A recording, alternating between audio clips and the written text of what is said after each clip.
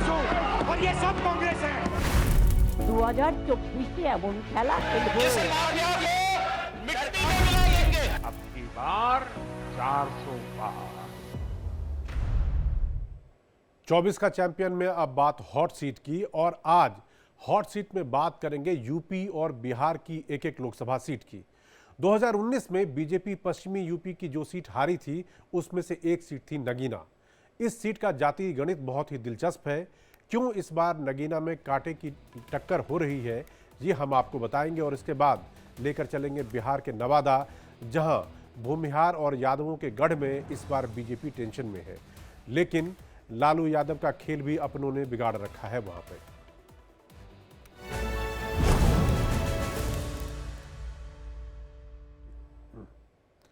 चंद्रशेखर आजाद पश्चिमी यूपी का वो सियासी चेहरा जिसने खुद को दलितों के नेता के रूप में पिछले कुछ दिनों में बहुत ही मजबूत किया है। पिछले एक साल से वो नगीना सीट से चुनाव लड़ने की जमीन तैयार कर रहे थे, लेकिन इंडी गठबंधन ने उन्हें टिकट नहीं दिया। आखिर में चंद्रशेखर ने अपनी पार्टी से पर्चा दाखिल किया और एसपी बीएसपी का जातीय गणित बिगाड़ दिया। 2009 में अस्तित्व में आई नगीना सीट पर अब तक 3 चुनाव हुए हैं। बीजेपी, बीएसपी और समाजवादी पार्टी ने एक एक बार यहां से जीत दर्ज की है।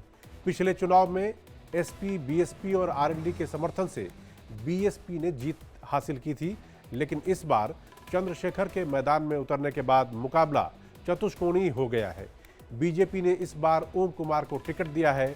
उनके सामने हैं एसपी के मनोज कुमार और बीएसपी के सुरेंद्र पाल सिंह। नगीना सुरक्षित सीट पर करीब 50% मुस्लिम वोटर हैं और 22% दलित, यानी आप अंदाजा लगा सकते हैं कि मुस्लिम और दलित मिलकर यहां पर कितना बड़ा रोल निभाने वाले हैं। यही वजह है कि अखिलेश यादव और मायावती ने अपनी तरफ से पूरी ताकत इस सीट को जीतने के लिए झोंक रखी है।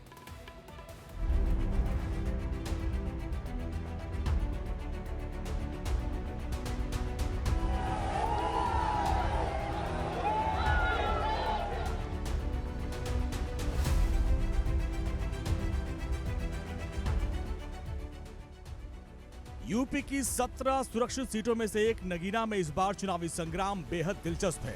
बिजनौर जिले में यह सीट दलित मुस्लिम पॉलिटिक्स की एक नई प्रयोगशाला बन गई। 2009 में अस्तित्व में आई नगीना सीट पर अब तक 3 लोकसभा चुनाव हुए, लेकिन यहाँ की जनता ने तीनों बार नए उम्मीदवार को चुनकर संसद भेजा। अब की बार मुकाबला चतुष्कोणीय है, यानी चुनावी बाजी किसी के भी हाथ जा सकती है। देखिए जी, हमारी सरकार बहुत अच्छा कार्य कर रही है। भारतीय जनता पार्टी की सरकार बहुत अच्छा कार्य कर रही है। आप बीजेपी कार्यकर्ता हैं क्या? नहीं, मैं बीजेपी कार्यकर्ता नहीं हूँ, मैं भाजपा का सपोर्टर हूँ। अच्छा। और देखिए, वैसे आज की तारीख में कोई मुद्दा नहीं रह गया। आज हिंदू और मुस्लिम देखिए कितने आराम से खड़ा है, क्योंकि कोई मुद्दा ही नहीं है। पहले लड़ने के लिए मुद्दे थे हमारे पास, है ना, लड़ने के लिए मुद्दे थे। आज देखो कितने आराम से, देखो हमारे भाई खड़े हैं, आराम से खड़े हैं। 2019 में बीजेपी यूपी की जिन 16 सीटों पर चुनाव हारी थी, उनमें से एक नगीना सीट भी थी, और यही वजह है कि सीएम योगी की अगुवाई में बीजेपी के दिग्गज नेताओं ने नगीना में कमल खिलाने के लिए पूरी ताकत झोंक दी है। इस बार आरएलडी भी बीजेपी के साथ है और चंद्रशेखर आजाद भी एसपी बीएसपी का खेल बिगाड़ रहे हैं। सुरक्षा में सेंध लगाने वाले लोग चाहिए या सुरक्षा देने वाले लोग चाहिए?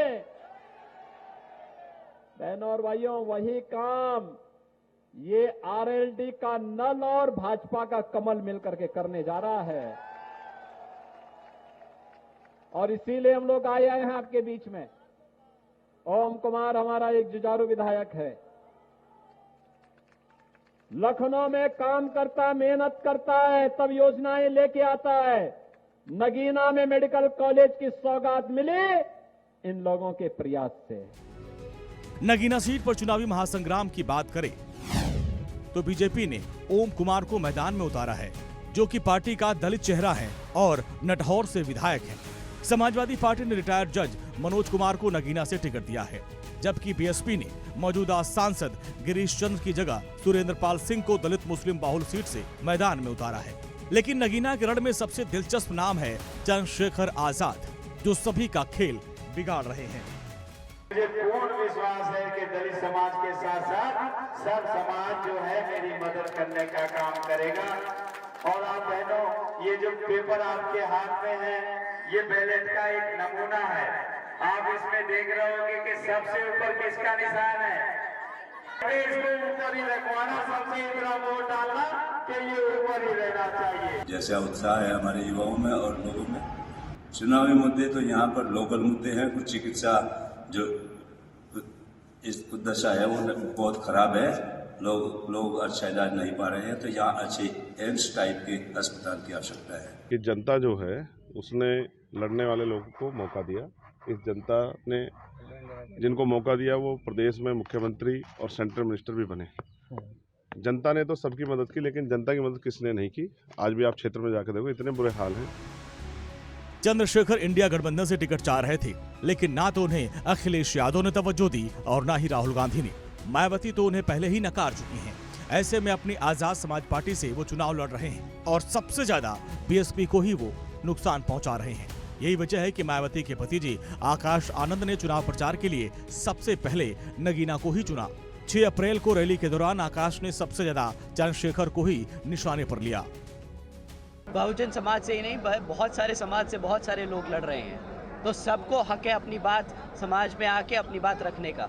तो बिल्कुल आई एम श्योर अगर वो लड़ रहे होंगे तो कोई अच्छी चीज़ के लिए ही लड़ रहे होंगे।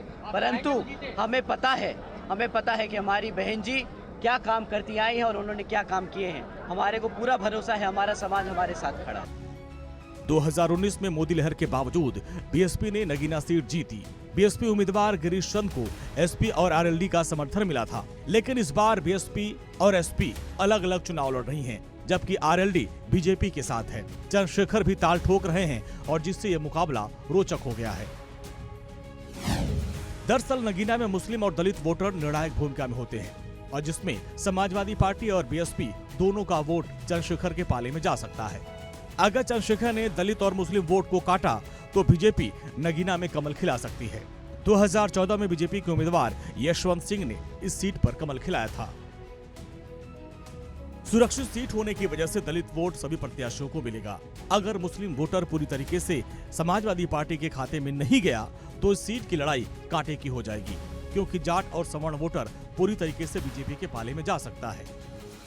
हमारा कहना है राहुल गांधी करेगा। अच्छा। हाँ, राहुल गांधी का फैन है। हाँ। राहुल गांधी के हम माफी करें। अच्छा। हाँ। लेकिन इस बार तो अभी तक तो राहुल गांधी की तरफ से करेगा।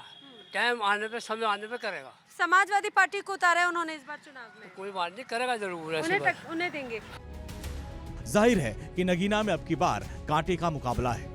मायावती पहले ही समाजवादी पार्टी का खेल बिगाड़ रही हैं। अब चंद्रशेखर भी अखिलेश की टेंशन बढ़ा रहे हैं और इस सीट पर एसपी, बीएसपी और बीजेपी तीनों पार्टियां एक बार जीत का स्वाद चख चुकी हैं। अब देखना यह है कि 19 अप्रैल को ईवीएम का कौन सा बटन सबसे ज्यादा दबता है। Bureau report, India daily live.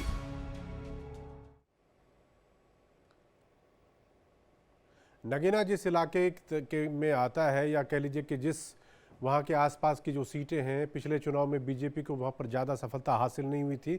अभी बता रहे थे कि मुरादाबाद मंडल की जो 6 वहाँ पर लोकसभा सीट हैं, वहाँ पर बीजेपी को जीत हासिल नहीं हो पाई थी और नगीना उसमें से एक है। इस बार बीजेपी की पूरी कोशिश होगी कि वहाँ पर कमल खिले।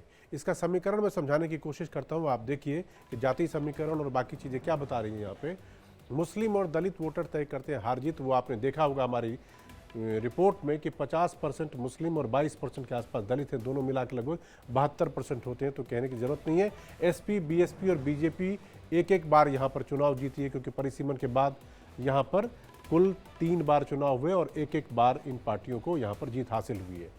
अब चंद्रशेखर के चुनाव लड़ने से बदल गए हैं समीकरण, क्योंकि पहले उनकी इच्छा जो इंडी गठबंधन है उसकी तरफ से थी, लेकिन टिकट मिल नहीं पाया, तो इसीलिए अब सिचुएशन, हालात वहाँ पर बदले हुए हैं। युवाओं के बीच चंद्रशेखर आज़ाद की अच्छी पकड़ है। अब जाहिर सी बात, अगर वहाँ पर अच्छी पकड़ होगी तो वोट कुछ न कुछ वो किसी न किसी पार्टी को डेंट डालेंगे। मुस्लिम और दलित वोट सभी पार्टियों में बटेंगे, क्योंकि आपने देख लिया कि अलग अलग है। जब मेजॉरिटी है तब तो फिर वोट जाएंगे ही जाएंगे। जाट और सवर्ण वोट बीजेपी को मिल सकते हैं, ऐसा अनुमान लगाया जा सकता है। लेकिन नगीना की जनता किसे वोट देगी वो तो वोटिंग के दिन पता चलता है।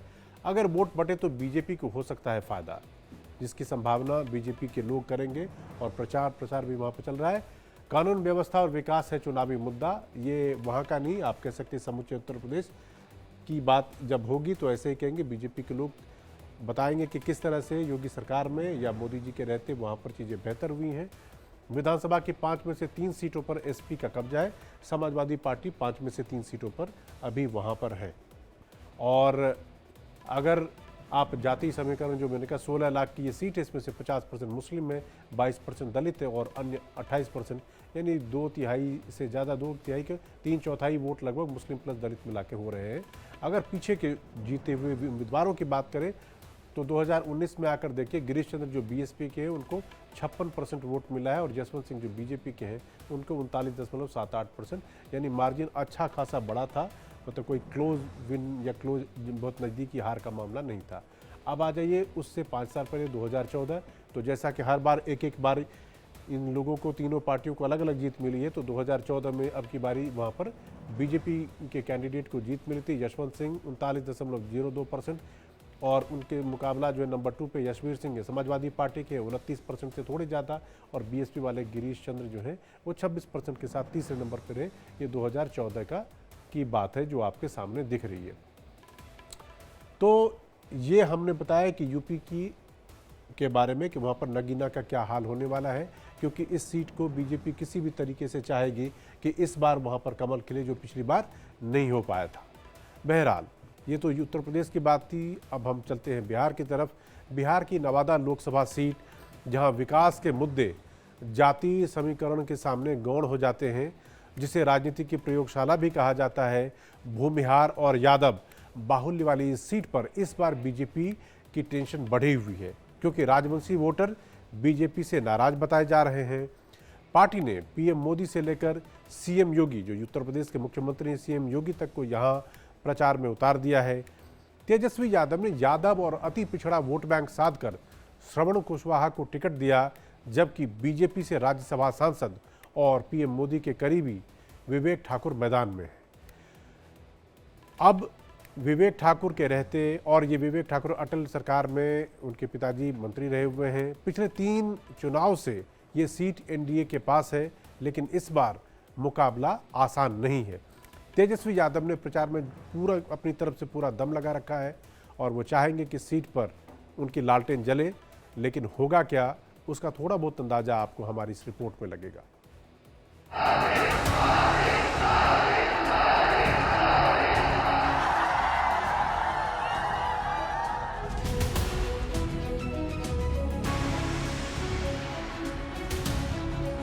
ये लोग कहते हैं 400 पार क्यों? मैं बताता हूं 400 पार क्यों।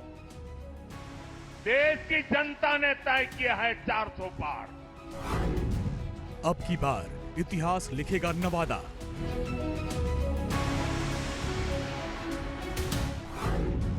खिलेगा कमल या समीकरण बदलेगा? लाखों में बहालियां हम लोगों ने कराने का काम किया। मात्र 17 महीने में जो काम हम लोगों ने किया है वो 17 साल में भी भाजपा और हमारे चाचा ने नहीं किया है। केवल ठगने का काम किया। चाचा जी तो पलट गए। ये पलटे नहीं होते तो अब तक हम रहते तो 10 लाख लोगों को नौकरी मिल जाता।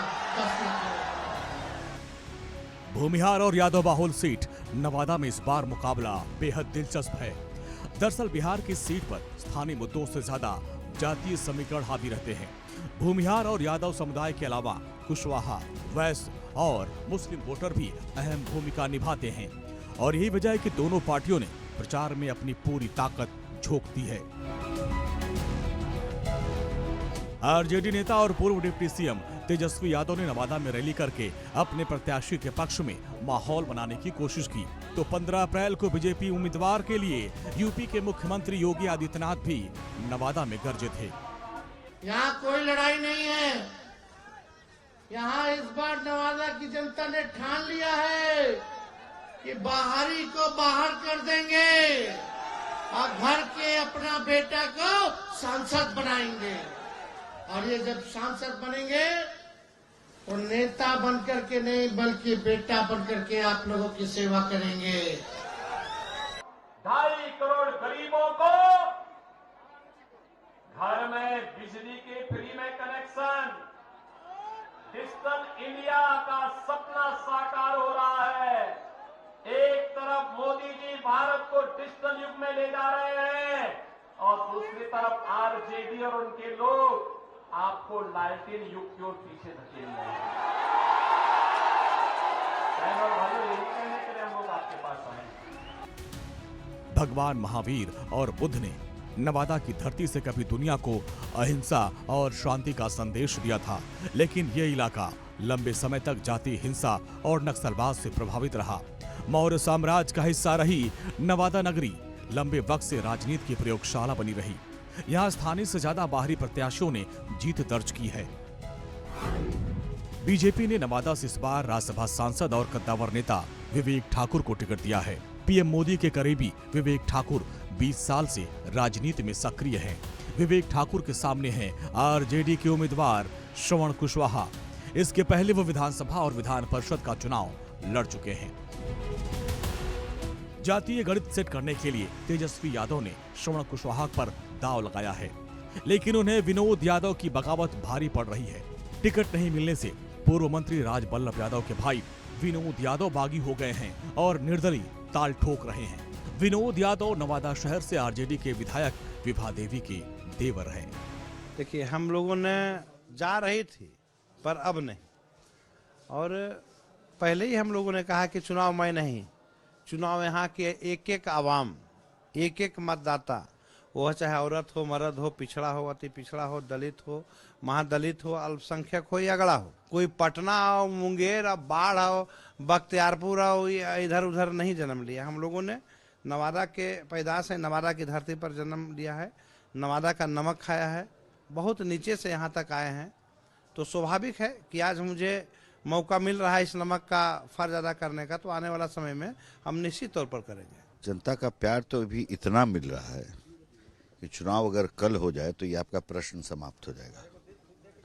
नवादा की जनता मन बना के बैठी हुई है। नवादा की जनता दो बात से बहुत हर्षित है कि ये पारंपरिक रूप से नवादा जो है हमारे विचार की भूमि रही है। 1960 के दशक से हमारे लोग यहाँ जनसंघ काल से जीतते हुए आ रहे हैं। कार्यकर्ताओं में जो उत्साह है और यहाँ की आम जनता जो है, रोम रोम में कमल है नवादा में। दोनों प्रत्याशी अपनी अपनी जीत का दावा कर रहे हैं, लेकिन नवादा में इस बार मुकाबला एक तरफा नहीं है। इस बार बाहरी बनाम लोकल का मुद्दा भी हावी है। नवादा का चुनावी इतिहास देखें तो अब तक 17 बार लोकसभा चुनाव हुए, जिसमें 14 बार नवादा की जनता ने बाहरी उम्मीदवारों को जिताकर संसद भेजा। पिछले 2 लोकसभा चुनाव में भले ही ये सीट एनडीए के कब्जे में है, लेकिन बीजेपी पूरी ताकत झोंक रही है। पीएम मोदी समेत तमाम दिग्गज नेता प्रचार में पूरा दम लगा रहे हैं। बिहार में जंगल राज का सबसे बड़ा चेहरा आरजेडी है। भ्रष्टाचार में बिहार में भ्रष्टाचार का दूसरा नाम आरजेडी। बिहार की बर्बादी की सबसे बड़ी गुनहगार चारा घोटाले के नाम पर वोट मांगने वाले। साथियों, आरजेडी ने बिहार को केवल 2 ही चीजें दी है। एक जंगल राज, दूसरा भ्रष्टाचार। जातीय गणित के साथ इस बार विकास और मोदी मैजिक भी एक बड़ा फैक्टर है।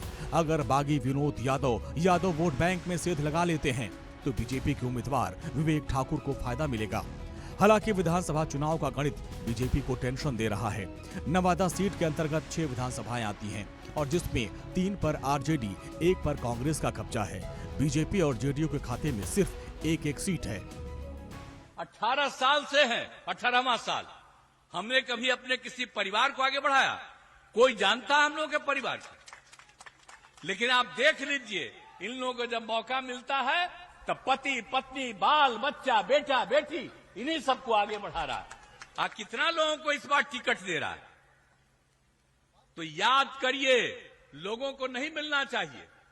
हम तो कहेंगे, जिस जाति के हम सब जाति के लोगों को कहेंगे तो जो अब जिस जात का लोग कर रहे हैं अपने अपने में कर रहे हैं, तो हम तो उनको भी कहेंगे कि आपको कहे नहीं करता है। बीजेपी के उम्मीदवार नवादा से जाति गणित के साथ साथ मोदी मैजिक और गठबंधन में शामिल चिराग पासवान के भरोसे हैं। 2019 में इस सीट पर एलजेपी के उम्मीदवार चंदन सिंह ने बीजेपी और जेडीयू के समर्थन से बड़ी जीत दर्ज की थी, जबकि 2014 में बीजेपी के दिग्गज नेता और केंद्रीय मंत्री गिरिराज सिंह ने नवादा में कमल खिलाया था। अब देखना ये होगा कि इस बार 19 अप्रैल को नवादा की जनता किसे चुनती है। Bureau report, India daily live.